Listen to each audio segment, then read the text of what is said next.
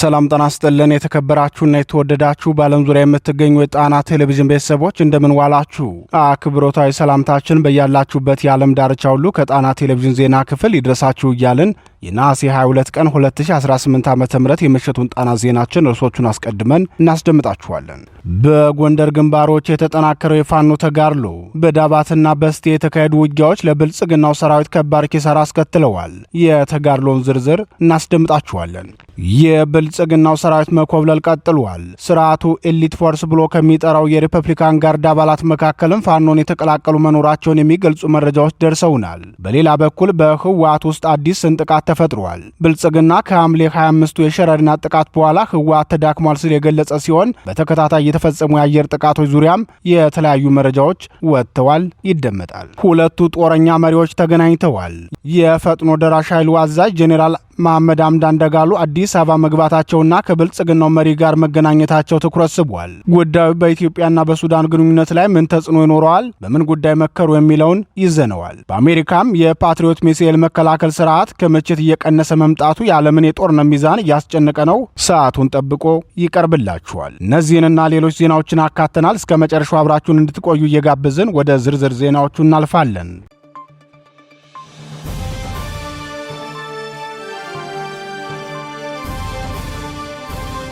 በሌሎች ሪል ስቴቶች ባልተለመደ መልኩ እስከ 30% ቅናሽ 40/60 በሆነ የአከፋፈል ዘዴ ተከስተናል። ይህንን በአዲሱ ሳይታችን መገናኛ፣ ሳር ቤት፣ ቡልጋሪያና በርካታ ቦታዎች ላይ አፓርትመንትና የንግድ ሱቆችን ይዘን መምጣታችን ስናበስር በደስታ ነው። ባለ 1 መኝታ 60 ካሬ በ4.4 ሚሊዮን ብር ሙሉ ክፍያ፣ ባለ 2 መኝታ 90 ካሬ በ6.7 ሚሊዮን ብር ሙሉ ክፍያ፣ ባለ 3 መኝታ 112 ካሬ በ8.3 ሚሊዮን ብር ሙሉ ክፍያ እንዲሁም 40% ከፍላችሁ ቀሪውን 60% ቤቱን ከተረከባችሁ በኋላ የምትከፍሉበት ከ20% 800 ሺህ ብር ቅድመ ክፍያ ጀምሮ በሽያጭ ላይ እንገኛለን። ለንግድ ሱቆች የምትፈልጉ ደግሞ ፒያሳ፣ ሳር ቤት፣ ቡልጋሪያና ገላን ላይ ይዘን የቀረብን ሲሆን ከስር በሚገኘው ስልክ ለበለጠ መረጃ ደውሉልን።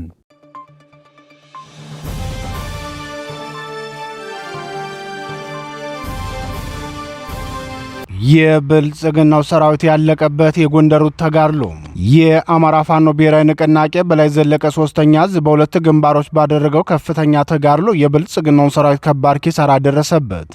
በዳባትና እስቴ ግንባሮች የተካሄዱ ተጋድሎዎችን የፋኖን ብርቱ ክንድ ለጠላት ያሳየ ድል የተገኘባቸው ግንባሮች ናቸው ሲል የዙ ህዝብ ግንኙነት ክፍል ገልጿቸዋል። የበላይ ዘለቀ 3ኛ ዕዝ ዳግማዊ ቴዎድሮስ 5ኛ ኮር ጎንደሬ በጋሻው ክፍለ ጦር ምስጋናው አጠኒ ብርጌድ ዳባት ከተማ ዙሪያ ልዩ ቦታው በንከር በተባለ አካባቢ ለቅኝት በወጣው የአድማ ብተና ኃይል ላይ በከፈተው ጥቃት 20 አባላቱን ከጥቅም ውጭ ማድረግ ችሏል።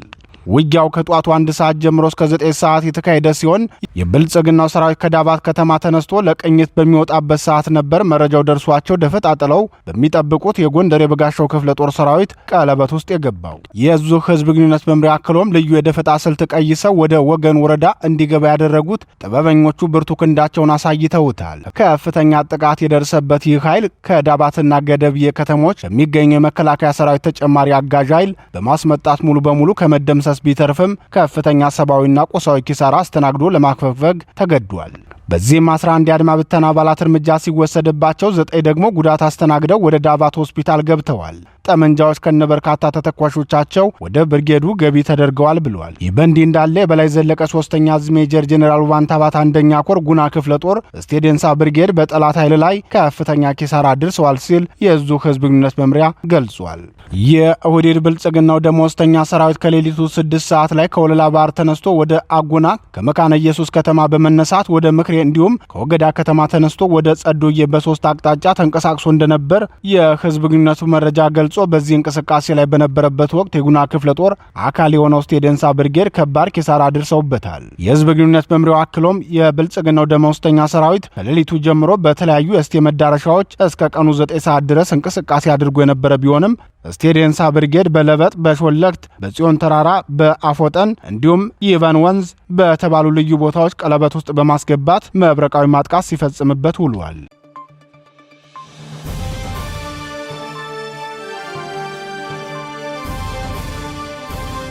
የሪፐብሊካን ጋርድ አባላቱና መቶ አለቃው ፋኖን ተቀላቀሉ።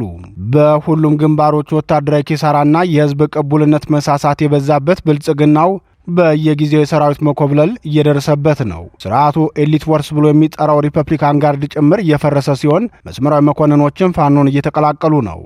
የአማራ ፋኖ ብሔራዊ ንቅናቄ አሳምነው አምስተኛ እዝ ህዝብ ግንኙነት ለጣና ቴሌቪዥን እንደገለጸው በዛሬው ዕለት የብልጽግናው ሪፐብሊካን ጋርድ አባላት ከሰም ሁለተኛ ኮርን ተቀላቅለዋል ብለዋል። የህዝብ ግንኙነት መምሪያው አክሎም ፋኖን እየተቀላቀሉ ያሉት የስርዓቱ ሪፐብሊካን ጋርድ አባላት የብልጽግናውን ስርዓት ጭካኔ በመረዳት ብቻ ሳይሆን የፋኖን አሸናፊነትም ስለተረዱ ነው ገልጿል። የፋኖን ህዝባዊ ትግልና የህዝብን በደል የተረዱ የአገዛዙ ሰራዊት አባላት አረመኔውን ስርዓት ማገልገል አንፈልግም በማለት የህዝብን ትግል በስፋት መቀላቀላቸውን ቀጥለውበታል ሲል የገለጸው የህዝብ ግንኙነት መምሪያው አገዛዙ ያለበትን ከፍተኛ ውጥረትና ሽንፈት ለመሸፈን ወጣቶችን ባፈሳ፣ ነጋዴውን ደግሞ በከባድ የግብር ጫና በማስጨነቅ ላይ ይገኛል። በከፍተኛ አመራሮችና በአክቲቪስቶቹ አማካኝነት የጦርነት ቅስቀሳ በሚያፋፍምበት በዚህ ወቅት በህዝብ ላይ የሚፈጽመውን ግፍና በደል የተቃወሙ የሰራዊቱ አባላት መከላከያውን በመክዳት ከህዝባዊ ኃይሉ ጎን መሰለፉን አፍጥነውታል። በዚህም መሰረት የአገዛዙ ሪፐብሊካን ጋርድ 5ኛ ክፍለ ጦር እየፈረሰ የሚገኝ ሲሆን የዚሁ ክፍለ ጦር አባላት ሙሉ ትጥቃቸውን እንደያዙ ፋኖን ተቀላቅለዋል ብለዋል። በሌላ ዜና የብልጽግናው ስራ 6ኛ እዝ ዛሬም ከፍተኛ የሰራዊት መኮብለል ደርሶበታል። ተደጋጋሚ የሰራዊት መኮብለል የደረሰባቸው የ6ኛ እዝ ዋና አዛዥ ጄኔራል ብርሃኑ ጥላሁን ዛሬም እንደተለመደው መስመራዊ መኮንን ሙሉ ትጥቁንና ወታደራዊ ሰነድ እንደያዘ የአማራ ፋኖን ተቀላቅሏል። የአማራ ፋኖ ብሔራዊ ንቅናቄ አጼ ቴዎድሮስ 2ኛ እዝ 105ኛ ኮር 44ኛ ክፍለ ጦርን የተቀላቀለው የብልጽግናው ሰራዊት መስመራዊ መኮንንን መቶ አለቃ ጋሻው ከፋኖ ጋር ካደረገው የመረጃ ልውውጥ በኋላ ሙሉ ትጥቁንና ከፍተኛ ወታደራዊ ሚስጥርነት ያላቸው ሰነዶችን በመያዝ አጼ ቴዎድሮስ 2ኛ እዝ 105ኛ ኮር 44ኛ ክፍለ ጦርን ሲቀላቀል የዚህ የኮርና የክፍለ ጦር አመራሮች ደማቅ አቀባበል አድርገውለታል።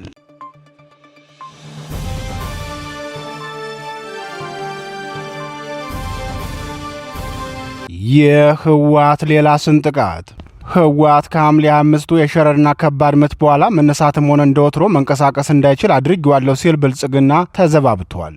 ብልጽግናው በህወሓት ላይ የሚያደርገውን ተከታታይ የአየር ድብደባ አስመልክቶ የደስታ ፈንጠዝያውን ይፋ እያደረገ ሲሆን ከሸረሪናው በኋላ ህወሓት ወገቡን የተመታ እባብ ሆኗል ሲል ገልጿል።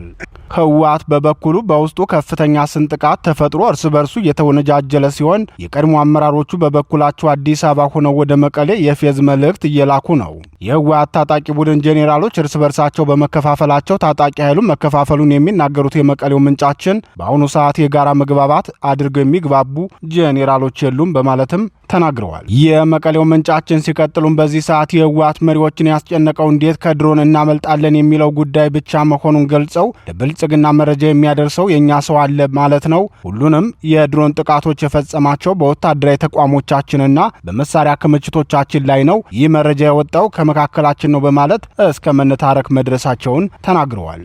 ከመቀሌ እንደሚወጡት መረጃዎች ከሆነ የትግራይ ክልል ቀጣይ ሁኔታ አሳሳቢ መሆኑን ገልጸው በተለይም በህወሓት የፖለቲካና ወታደራዊ መሪዎች መካከል የተፈጠረው አለመግባባት አንዱ በሌላኛው ላይ እስከ መዛዛት መድረሳቸውን ይገልጻሉ።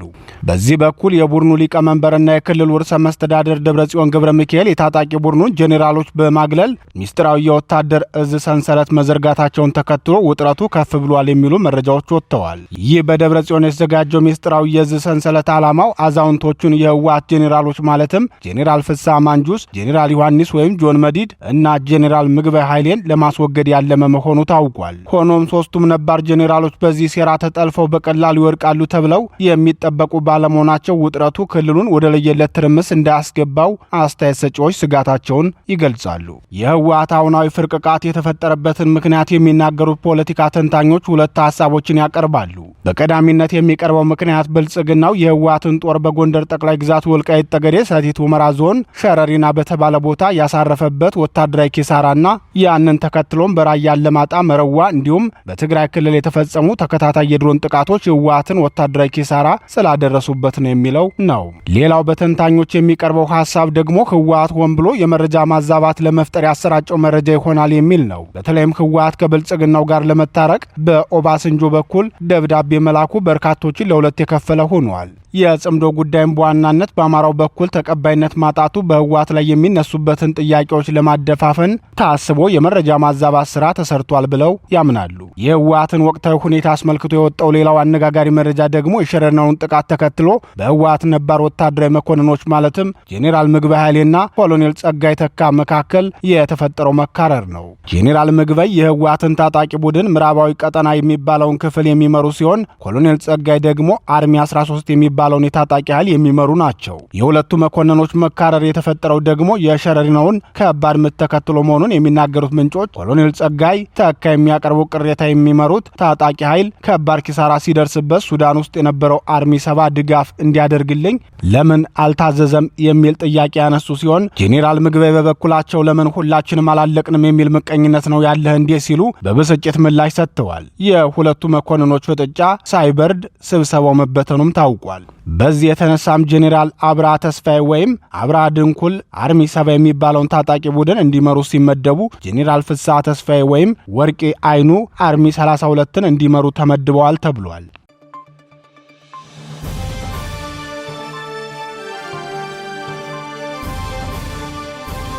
ብልጽግና የጦር አጋሩን አዲስ አበባ ጠራም።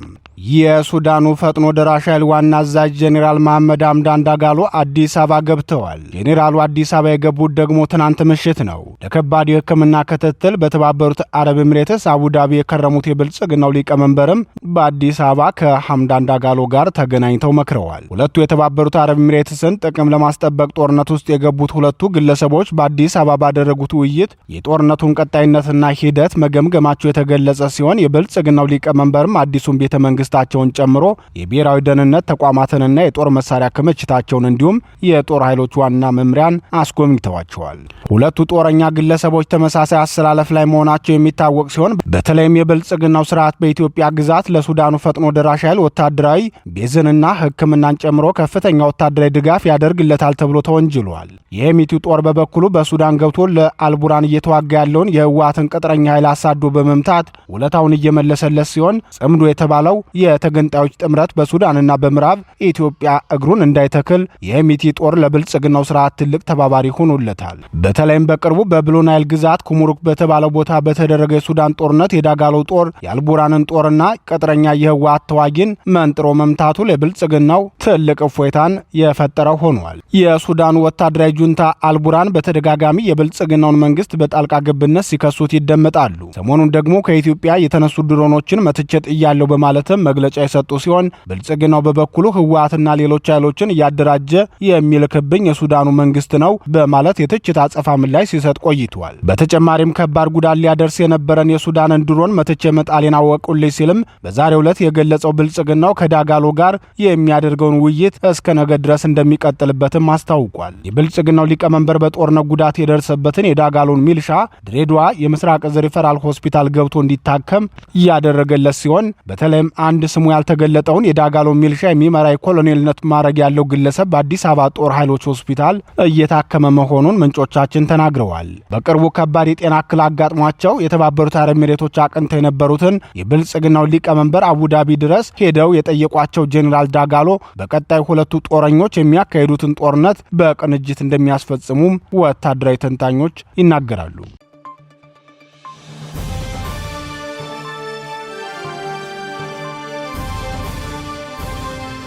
የአሜሪካ የፓትሪዮት ሚሳይል መከላከያ ስርዓት ክምችት መቀነስ በመካከለኛው ምስራቅ በተለይም በሆርሙዝ ወሽመጥ ዙሪያ ያለውን የኃይል ሚዛን በእጅጉ የሚያናጋ ጂኦፖለቲካዊ ክስተት ነው ተባለ።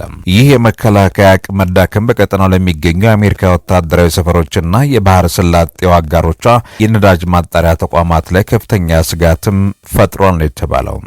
ኢራን በበኩሏ ይህንን ክፍተት እንደ ስትራቴጂካዊ ጠቀሜታ በመውሰድ የባላስቲክ ሚሳይሎችና ድሮኖችን አቅም አቅም በመጠቀም በወሽመጡ ላይ ያላትን ወታደራዊ የበላይነት ይበልጥ ለማረጋገጥም ትደፍራለች ተብሏል።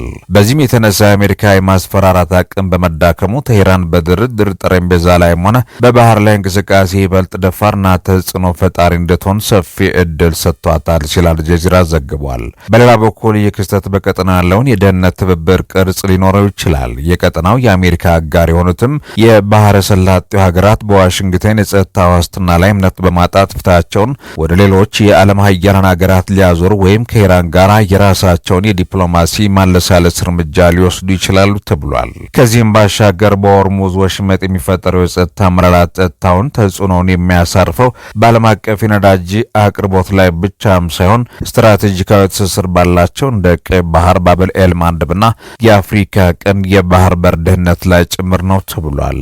የአሜሪካ የመከላከያ አቅም መሳሳት በተቀናቃኝ ኃይሎች ዘንድ ወታደራዊ ክፍተት ተፈጥሯል የሚል ትርጉም የሚሰጥ በመሆኑ ውጥረቱ ከሆርሙዝ አልፎ ዓለም አቀፍ የንግድ መስመሮች ወደሚያስተጓጉለው ሰፊ የጂኦፖለቲካ መናወጥ ሊያመራ የሚችል አደገኛ አዝማሚያ ነው። በሌላ በኩል በኔፓልና ቲቤት የድንበር አካባቢ በተከሰተው ከባድ የጎርፍ አደጋ ከፍተኛ የሆነ የሰብአዊ እልቂትና የንብረቱ ውድመት ተመዘገበ።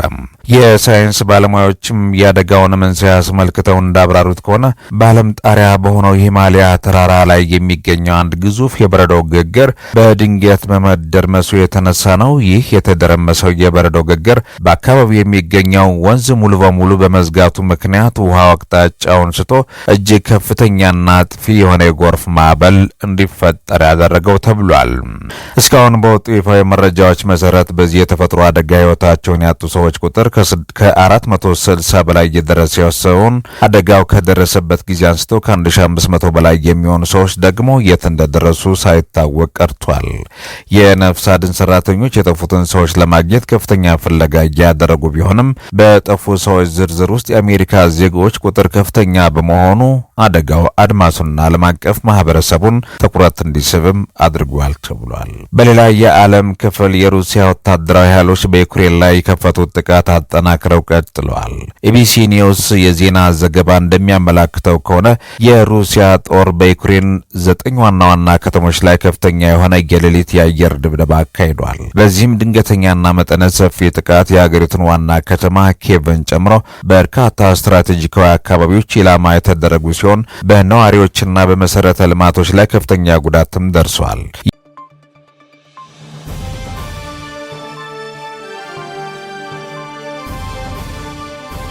ክቡራትና ክቡራን የጣና ቴሌቪዥን አድማጭ ተመልካቾቻችን የሰዓቱ ዜናችን የተከታተላችሁትን ይመስል ነበር። ምርጫችሁ ስለምታደርጉን ከልብ እናመሰግናለን። ተሰናበትናችሁ። ጤና ይስጥልን።